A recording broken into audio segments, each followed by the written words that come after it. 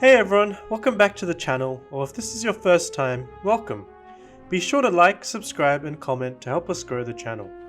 Today on my Clone Wars series of podcasts, we will be going through the arc containing the episodes relating to the Battle of Christophsis, which does include the Clone Wars movie. Obviously, a point to note with the official Clone Wars release of episodes way back when, they released the episodes out of order, including the pivotal Domino Squad arc, which was sort of all over the place, but I'll be following the order that it should be watched in according to many websites. So, starting with Cat and Mouse, straight away with the opening crawl the tone is set, the black and white levels between the Separatists and the Republic is shown, which of course is dissolved into more grey later down the line. The animation and visuals in this opening space battle are fairly good relative to the time it came out. We are introduced to Admiral Trench, or the General as I like to call him. Looks like General Skywalker's already engaged the enemy. That's nothing out of the ordinary, especially since I gave him a direct order not to.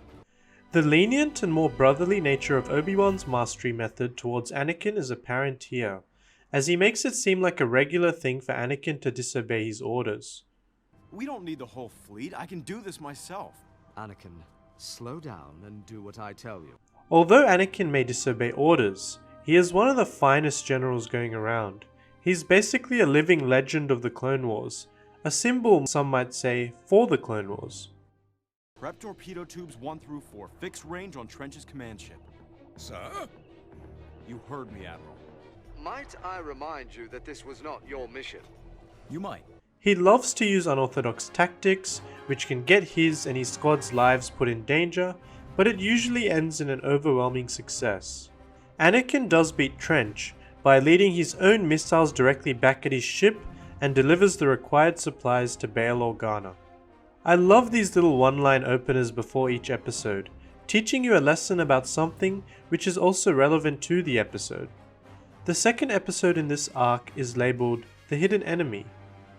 How the clones near the door didn't hear those droids, I'll never know, but we obviously have some sort of breach of information, and this is confirmed off the head of a tactical droid. Also, we are introduced to Captain Rex and Commander Cody, the former being a key component of the whole series. South Tower. We're in the north. Not for long. They decipher that there is a spy amongst their ranks, which disturbs Rex and Cody, but they do some detective work and eventually find out that it was Slick, one of the barracks leaders. Just blindly following orders! For what? I bet you sold out your brothers for some real shiny coin, huh? She offered me money, but she offered me something more important. Something you wouldn't understand. Freedom! We get our first look at the individuality of clones, and what some of them think of the Jedi. The Jedi who keep my brothers enslaved. We do your bidding. We serve at your whim. I just want something more. The clones are just a means to an end, and Filoni and the writers do an excellent job of portraying the clones' struggle as the series goes on. In particular, what their purpose is, and when this war is over, what will they do? Are they just bred to die? This show gives the clones so much more, as they have human traits, such as feelings. They aren't droids. Even though they may be brought up in a lab, they have a conscience.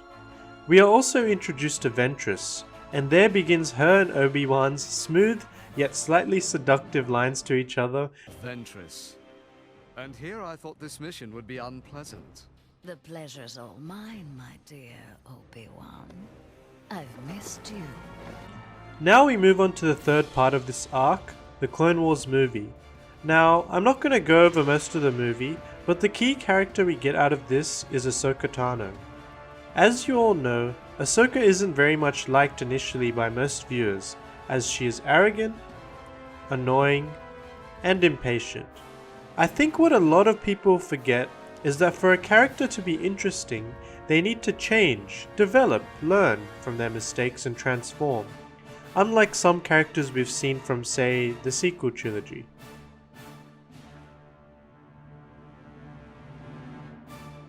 The movie is fairly clunky with the animation, a so-so storyline, dull in lighting, but has some good elements to it.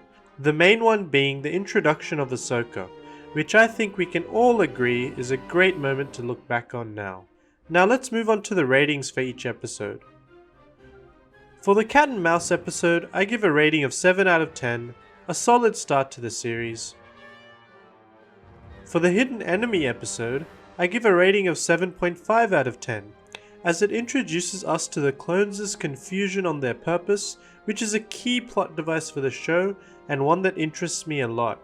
For the Clone Wars movie, it feels quite episodic in nature even though it's a movie, which was confirmed later on, with a fairly disposable plot, but it's not as bad as many say, so I'll give it a 6 out of 10.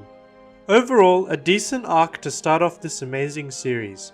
I hope you enjoyed my thoughts, and as usual, these ratings are my own personal opinion, so let me know in the comments below what you thought of this arc, the episodes, and the movie.